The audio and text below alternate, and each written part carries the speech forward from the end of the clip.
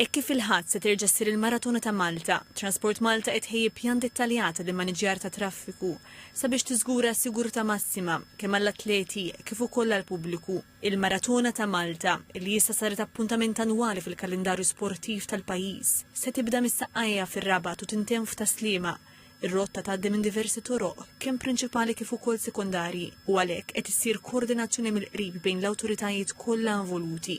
Nitolbu lis-sewwieqa kollha biex isegwu s-sinjali ta' traffiku bħalma jiġri dejjem f'dawn l-avvenimenti, toroq magħluqin kompletament qed nippruvaw li ikonna mill-inqas.